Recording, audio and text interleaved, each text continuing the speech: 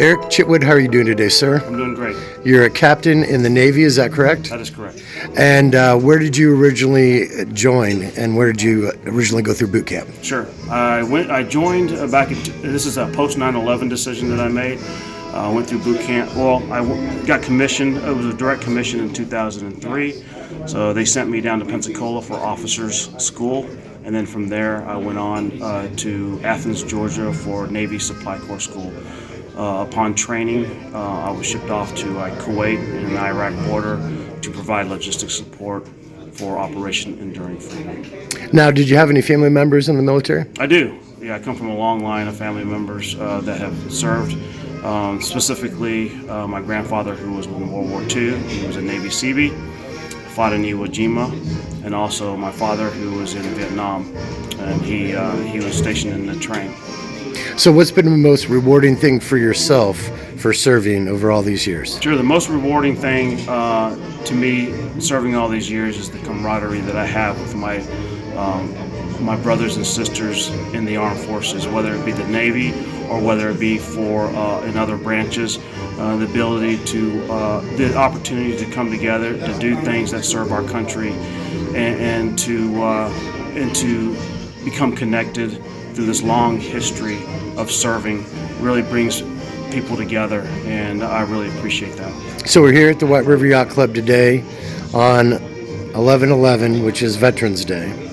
And what are you going to be doing for the crowd, and what are you going to be doing to honor the other veterans that have come here? Sure. I want to basically talk a little bit about myself, but mostly I want to talk about the importance of camaraderie and how our service, our duty, and our sacrifices, what it has meant for our country as it pertains to freedom, not only here in the United States, but freedom for our allies across the world. That's beautiful. Well, thank you for your service, and thank you for today and helping out the veterans here feel more honored for the service they have given. It is an honor.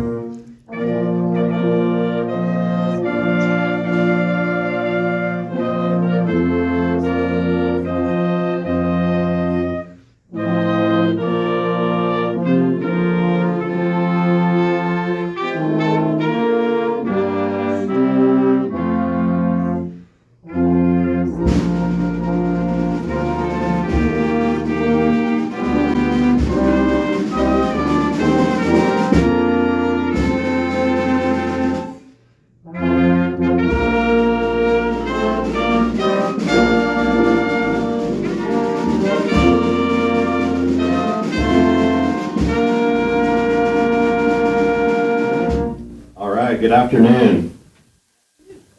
On behalf of the White River Yacht Club, we welcome and thank all of you who are here today to celebrate this special appreciation day for all of our veterans. For all those who don't know me, my name is Barry Pachars. I'm a veteran as well and a member here.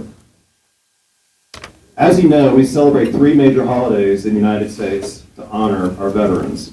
Veterans Day, Armed Forces Day, where we honor those that are currently serving, and that's on the 3rd Saturday of May, and of course Memorial Day on the last Monday in May.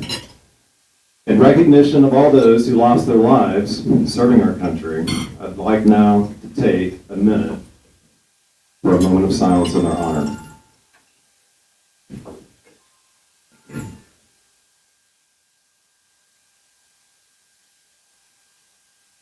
Thank you. And since it is Veterans Day, I'd like to take the opportunity to thank all of our veterans in a very special way for your service to our country, supporting the cause of preserving our freedoms and protecting our constitutional rights and republic, and one of the varied and many armed services. Thanks to all of our Marines, Army, Navy, Air Force, Coast Guard, and Merchant Marine veterans. Additionally, I'd also like to say happy birthday to all of our Devil Dogs for celebrating their 250th anniversary yesterday as well. Thank you, Marines.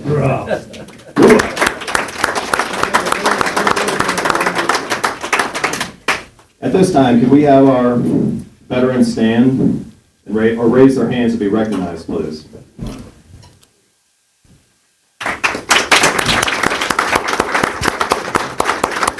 Thank you so much for your service, gentlemen. Do we happen to have any World War II or Korean veterans here by chance? Just curious. He was a UK vet, our brother in arms, and served in the Falkland War conflict in 1982. So thank him for his service as well. I have a few more housekeeping items before we get to our speaker, as there are some notable thank yous I'd like to mention on behalf of the club. So for one, a big thank you goes out to Tom Taylor, our Commodore, our entertainment and house committees that helped put this together and supporting the event today. To the Leochron's German Band, I'm also a member, and to Patrick Rutledge, the director of the band. So thank you so much for being here to support us today.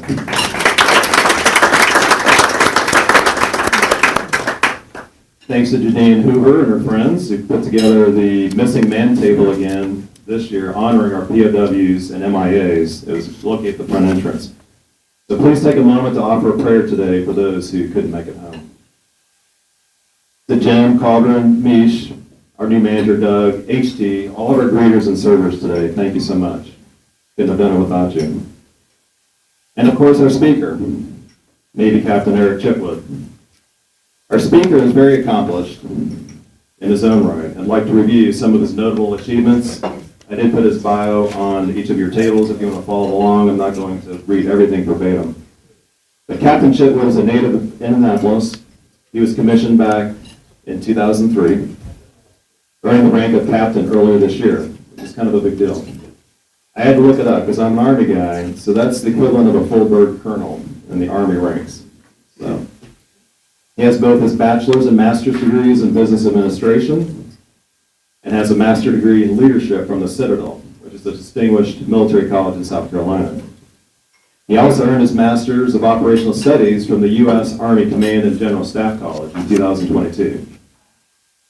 Our speaker is assuming the duties as the supply commander of the Naval Forces of Korea next month. And that's also a big deal. And he has several other commands during his career as outlined in the biography. He's earned many military awards and is a current faculty member of Marian University here in Indianapolis. Without further ado, Captain Eric Chitwood. Thank you, Barry. I'll give it to the mic. You shake your hand. Thank you. Thanks so much. All right, mic check. Can anybody hear me? Yes. Everybody? Okay. Honorable veterans, distinguished guests, fellow sea lovers, good afternoon. It really, truly is a privilege for me to be here today, commemorating that special day with all of you at this magnificent club. Now, I'm a Navy captain, which means I'm used to a certain level of formality. But when I was told that I was going to speak to veterans at a yacht club, I thought, well, that's just perfect. What better place to be for me, a Navy person, a sailor, than someplace with boats and a bar. I did have a brief moment of panic, though. I thought, I was told the speech needed to be humorous yet inspirational. Humorous for a captain means I can tell a joke that doesn't involve a PowerPoint slide. But inspirational means that I don't need to threaten anybody with extra duty if they don't listen. But in all seriousness, we are here to honor a truly special occasion, which is Veterans Day. A day set aside to acknowledge and appreciate the service of every single man and woman who has worn the uniform of our nation's armed forces. It was once called Armistice Day, marking the war to end all wars, a phrase we now know sadly was a bit too optimistic. But the spirit of the day still remains. gratitude for those who stepped up when their country called. Every veteran carries a compass inside them. It doesn't point north. It points towards duty, honor, and country. Speaking of duty, what is duty? According to the Oxford Dictionary, duty is a moral or legal obligation, a responsibility. As Ralph Waldo Emerson so eloquently stated, so nigh is grandeur to our dust, so near is God to man. When duty whispers low, thou must. The youth whispers, I can. The United States Army's very own warrior scholar, General George S. Patton, added his own pithy sentiments about duty, albeit a little bit more direct. Do your duty as you see it, and damn the consequences. Duty is truly an essential military value and is one that is common amongst all the service branches. Duty is interwoven in my own personal story.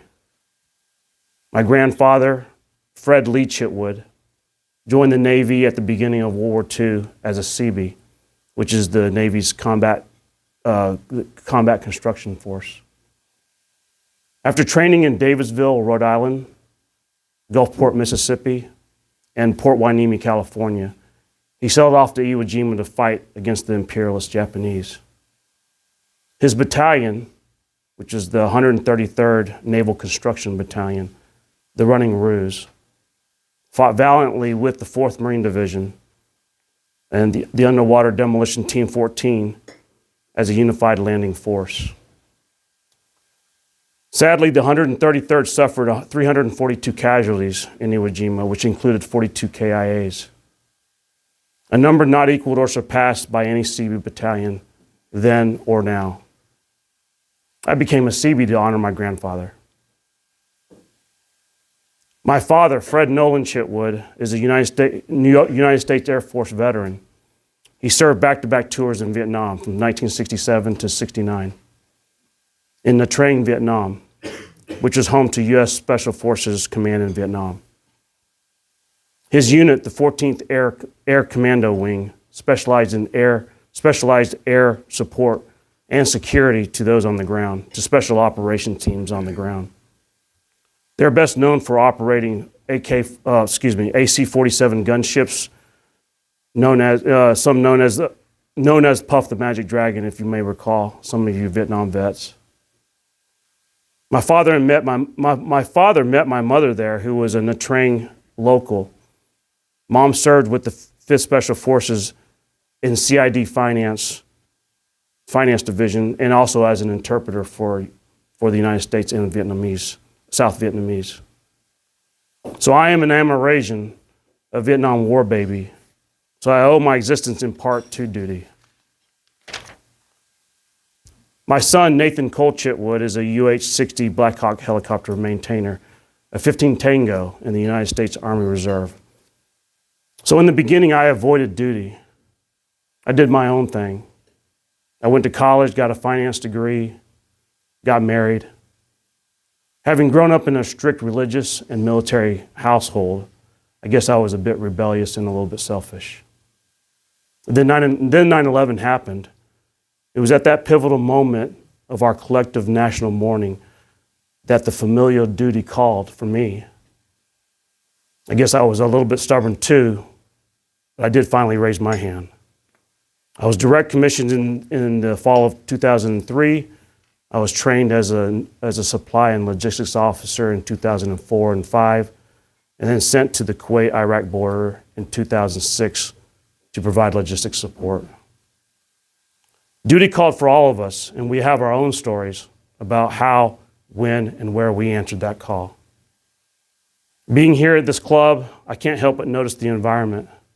This is a place where people come to relax, to enjoy the camaraderie, to pursue their passion for the water. It's a far cry from the high-pressure world of the Navy, where a yacht is just a rich person's way of avoiding a deployment schedule. But there is a connection, a shared love of the water and the freedom that it represents. In the Navy, we have a saying. It says, fair winds and following seas. It's a wish for good luck and a smooth journey. For many of us who serve, the journey isn't always smooth, as it wasn't for you either. It involved long deployments, missed holidays, and sometimes putting ourselves in harm's way. But it was about ensuring that all Americans, including the 5 members of this club, can enjoy the freedoms that allow for days such as today. I look around this room and I see members of the Army, Navy, Air Force, Marines, and Coast Guard. We all came from different branches with different jargons, different ideas about what constitutes a real service. We all know that the Navy is the best. Right, Ron and Joe? But the core commitment was the same, to protect the nation and the values that we hold dear. That shared bond is what makes our veteran community so special. In the Navy, we say a smooth sea never made a skilled sailor. I'm sure that's true. I'm sure that's the motto for the club as well. And veterans know that life storms taught us resilience, teamwork, and humor, especially humor. Because let's face it, if you can laugh while eating powdered eggs at 0400, you can laugh at anything. And yacht club members know the truth. The only difference between a Navy ship and a yacht is that in a yacht or in the club, you actually get to pick your menu. And now here we are enjoying the fruits of our service, of that service. We traded our sea bags or ruck packs for weekend bags, your ship's company for the yacht club membership. You've earned that right to enjoy this life. The inspirational part of my speech comes from this very gathering. The strength, the resilience, the patriotism that you all represent is the bedrock of our nation. Your service is a living testament to that dedication and service. And of course, duty. You answered the call, and for that, our nation is eternally grateful. So today, as we look back over the water, let's remember the sacrifices made, not just those in this room, but by all veterans and their families who shoulder the weight and the burdens of sacrifice. Let's remember those who didn't come home. But also let's look to the future. The character and integrity forged in the fires of military service are the same qualities that build strong communities and successful lives.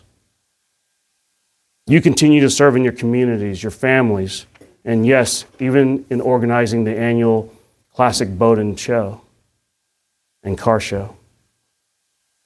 The Seabees motto is can do. The can-do spirit of the military never really leaves you. My challenge to you is simply this. Keep sharing your stories. Keep mentoring the next generation. Keep embodying the values of duty, service, and honor. The mission isn't over, it just has a better view now. Thank you for your service. Thank you for the continued camaraderie. And thank you for inviting me to this wonderful event. May you always have fair winds and following seas. Now, if you excuse me, I believe there's a huge plate of food and perhaps a dark and stormy with my name on it. Thank you.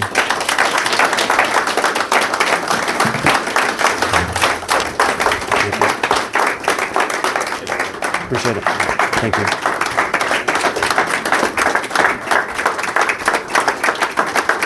Thank you. Happy Veterans Day. Happy Veterans Day. Thank you.